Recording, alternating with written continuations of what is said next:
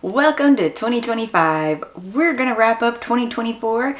Well, a little bit. I only pulled a few stats for all of 2024, but mostly this is the December wrap up, which reading wise, it went really kind of well. Well, everything was slightly ranked average, but like a lot got read somehow. Like a lot. And that was surprising. Did I do many reviews anywhere? No. Everything kind of just tanked on that, but I read a lot. Alright, for the amount of books I read in December, it ended up being 9.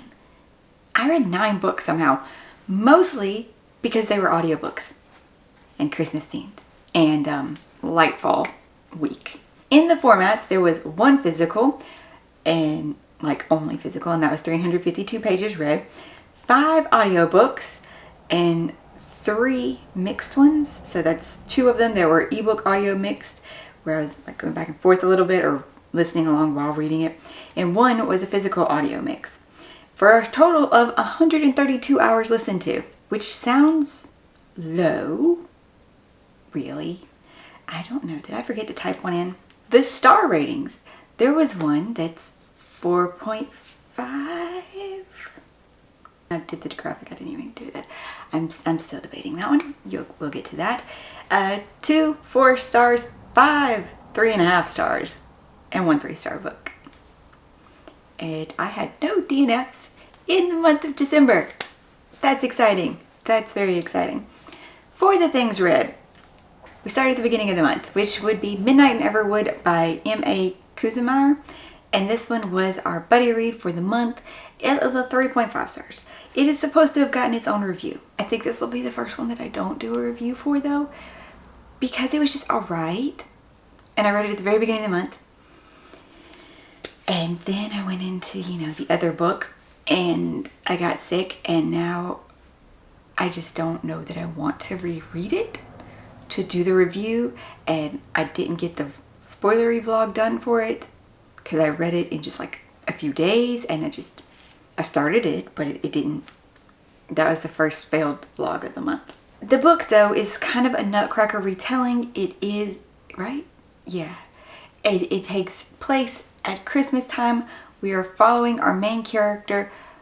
Our main character is Marietta. She is a ballet dancer. She has been since she was little.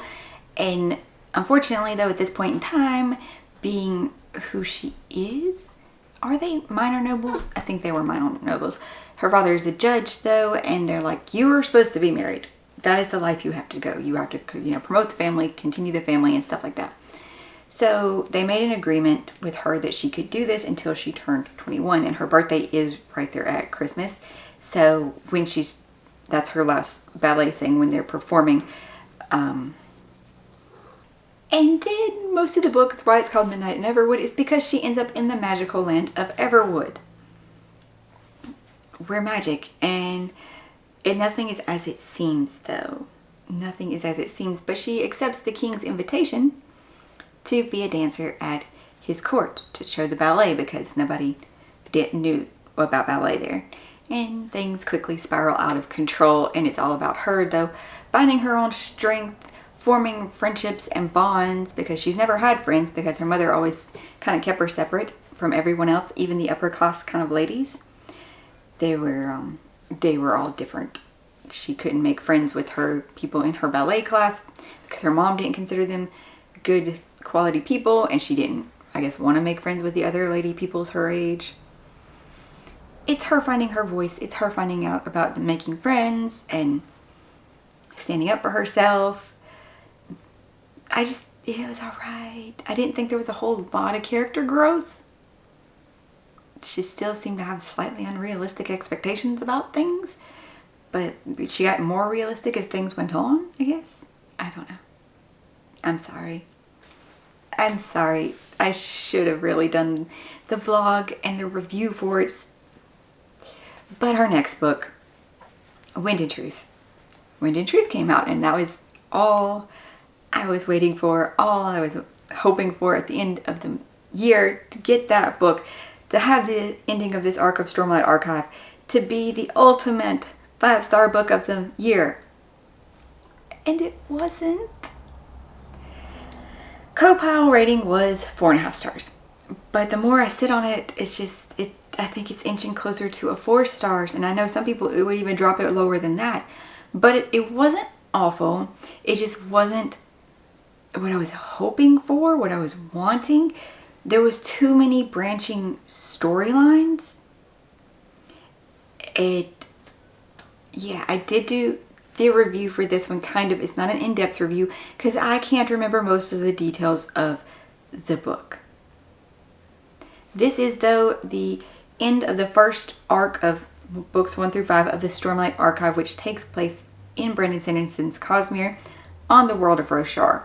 Now this one, it does talk about more of the other worlds of the Cosmere in regards to as this battle between forces, we'll say, is coming to a head, as what one of them plans to have, if he wins, that his plans of Roshar and the wider Cosmere, it's a specific thing. So that is why he has elements of Cosmere come in, but it's not huge.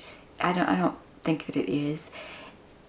In this, though, this is a planet of storms. The magic system is investiture of granted. Oh my god, I can't even describe it anymore. I have a review for the first book too. Hello, Onyx. Then the next book was The Christmas at the Borrow the Bookshop by Kylie Dunbar. This is following Borrow a Bookshop that we read back in the summer. This one takes place at Christmas time. It's following a different couple, mostly. But yeah, way more POVs in this one. And I debated DNFing this one several times. It was an audiobook though, and it was very small. There were bits of cute. There were. But it was also, I didn't like how many more multiple POVs we got this time. I didn't. In this one, we are following someone from Iceland. Is his name Angus? I don't think his name is Angus. Who is there because his brother bought him this as kind of like a gag gift and everything a few Christmases ago, and it was going to be him and his girlfriend, but they split up because she said he was too unfeeling, robotic. I don't know, it's just because he had a certain sense of like the way he speaks and humor and stuff that it just doesn't, I guess it's a dry humor, it doesn't come off the same. Please stop sipping that. And then our other character was a ferry boat driver where she took over her father's company after he died, and she just didn't know what else to kind of do. She just kind of fell into this job, and she has recently broken things off with her boyfriend after she found him and her best friend. And that was, yeah. It was just alright. There's not even much to say about this one that wouldn't like start to give things away. There's a 100-year storm hitting that Christmas, so it's causing all sorts of problems and delays and drama, and yeah. Then, the first physical book I can hold up now. Long Live Evil by Sarah Reese Brennan was the next one. The last one was for Lightfall. This one was for Lightfall. And I enjoyed this one. I did end up getting its audio companion as well. This was a 4-star. There were some problems, yes. Our main character is 20, though she's stuck kind of in between like the teenager and the 20 because she got sick at 17 and has spent most of the last several years in the hospital. So while that gives her this jaded point of view of some aspects, it's also still a teenager point of view on others and like people's value and stuff. My biggest thing that I didn't like is once she ended up in her book world that I haven't explained, how she didn't consider any of them real. They were all just characters. And so thus, if something happened to them, it doesn't matter because they're just characters in a book. Our main character, Ray, though, has cancer. Leukemia, I think. And she's dying. Somebody comes up to her when she's at the hospital and says, if you can go into the world of your favorite book series, and if you can get the flower of life and death that only blooms once a year, and you only have the opportunity to get it once. If you can get this flower, though, you'll be saved here in this world. You'll be able to come back and you'll be cured and get to live. She said, many people have tried. Nobody has succeeded. And she's like, okay, sure, whatever. She didn't really believe. And then she wakes up there. In the character of the villainess, which is kind of her favorite character. They also apparently look alike a little bit, in similar personality types. It was fun in that regard. There was some aspects I didn't like. The twist at the end, I loved that, because I liked that that was that character. I did.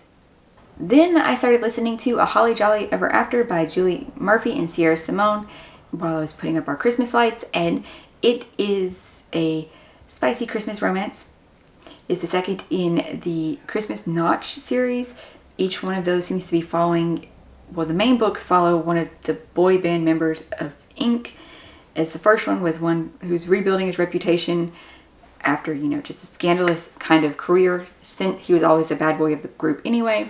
This one is following another character who had an unfortunate video leaked to the internet, and his female counterpart was supposed to be in the movie with the first one's book, but since she couldn't make it, that's how him and the love interest met in the first book. Now she's coming back, though, to try to fulfill the contract and redo her image, because it was completely trashed by her ex-husband who cheated on her, but since she didn't want to go public saying that, he's just kind of been, letting the paparazzi tarnish her image instead. Great person. A great person. So she has some trust issues and low experience of things, and yes, they're adorable. I loved Callum, who's a huge teddy bear, and Winnie as everything. That was just, I didn't like the miscommunication trope at the end, but otherwise I love this book so much more than the other one, because they're just adorable together, and just the way that they think about each other. And yes. Okay, after that one, I started The Wedding Witch by Erin Sterling, and this one took me forever to finish. It was a 3.5 star, though. I mean, maybe nostalgia factor, I don't know. I'm really not sure. But every time I sat down to read it, I just could not make it very few chapters. It took at least halfway through the book for the time travel bit to happen. This one is following it's the third in the series, probably the last one, because it's following the third Penhallow brother, as each of these books has been following one of the Penhallow witches, the brothers, as their romance and things are happening. This one is following Bowen, who is the reclusive one, and there's a reason he's been so reclusive. Something that happened to his best friend and college roommate, Declan, while they were at college, and he's been dedicating himself to solving that and fixing that. And he hires Tamsin Bly, who is an acquirer of magic items, even though she's not a witch. This way, he can try to find something to reverse what happened to Declan. Yeah, it's not as bad as how the second one, everything was just solved. It's not quite that bad. But magic finds a way. Questions. Yeah. The romance, that was kind of cute. Everything, as they were trying to, fight against their feelings and everything, because they're in a working relationship. Yeah. That was sweet. Technically, this is the next to last book that I finished, but I started it next. And while I was still trying to physically work through this, I started A Jingle Bell Mingle by Julie Murphy and Sierra Simone again, the third book in the Christmas Notch series, following the final boy band member, who is a grieving widower because they got married young, his wife got sick and died really young, and he's been grieving her death for like 5 years and being a recluse and everything, and it's him opening up to find love again, while it took forever in the book for him to admit that he loved her. He's always thought that I could never love anyone again, even though I care so deeply for her. If I could, it would be her. It was good in the way that they've all been kind of good. Still, the second book, better than all the rest of them. After that, a day or so after that one, I started The 12 Sleighs of Christmas by Jacqueline Frost.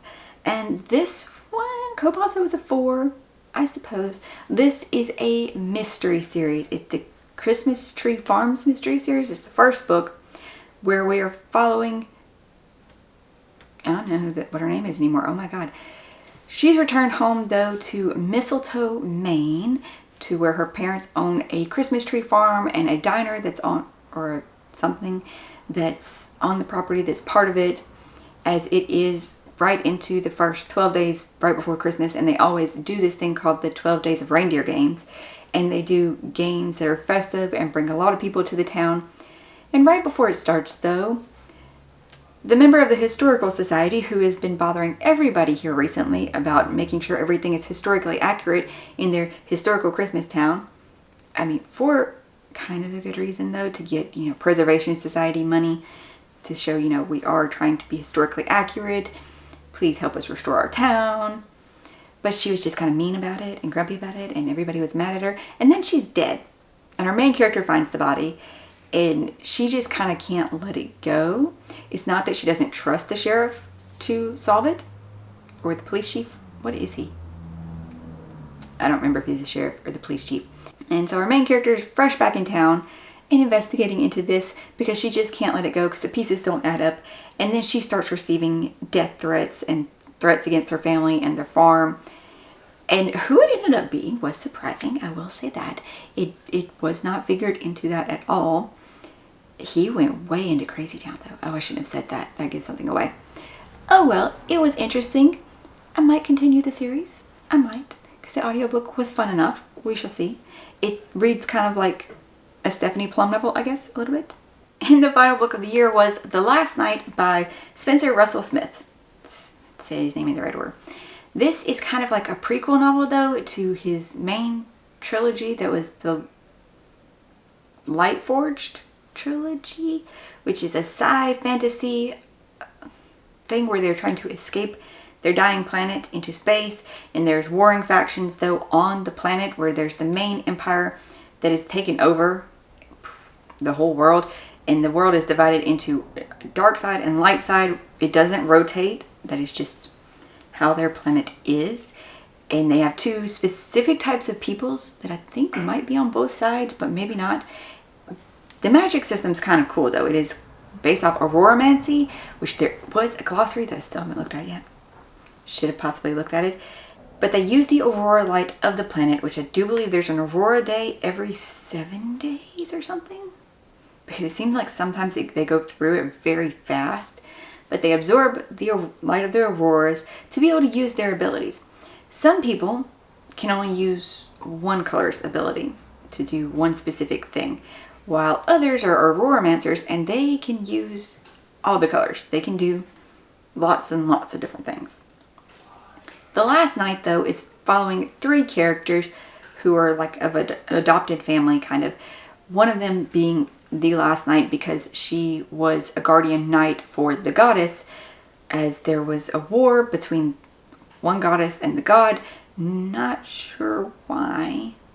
The goddess had these knights that could fight against the empire, but they said she abandoned them and destroyed the world, kind of, and left it in the state that it is now, and abandoned them. And so now the rebellion is in factions, and we are following these 3 members of the Phantom, as they're kind of the intelligence ones, and they have some of the Last Knights. At the very beginning, though, rebel leadership, which all of the leaders of all of the different factions had agreed to meet secretly to form a coalition to be a united front against the Empire instead of just fighting separately. And there was a mole that informed the Empire, though. They went and they struck and murdered, well, they murdered everybody except our Last Night. The biggest adjustment curve for the book was the names. You get introduced to so many names so early in the book, and it was kind of overloading. And it took a long time. Once we finally settled into our 3 characters, though, and they stopped introducing us to people, I was able to follow through more. Hi, buddy. I don't know, the plot does move, but it's a lot more character than world building in this one, as you kind of find out about the magic system. And you're following these 3 characters, one of which I think did a really good job of growing into her role, and another one showing the grieving process and accepting her role as the Last Night, but mostly a lot of like grieving. And our other one, I don't think he did as well. I'm not even going to try to pronounce most of their names right now. I do think I will try the trilogy still. I think I will try the trilogy, especially after how the book ended and just seeing where it goes from now. And finally came in the mail last night. I think I can still open it with him in my lap. We shall find out. I was a bit worried because I thought that the stickers changed, but it's okay. The Dark Forest, book 2 of, is the whole trilogy the 3-body problem? Is that the name of the trilogy? I feel like it has a name, and I can't seem to remember it. I don't know. Nice smell to this one. That's what the hardback looks like. And pull this off. And our cover. I'm not going to read the description because it is the second one, so I can't do that. And that would be spoilers for myself.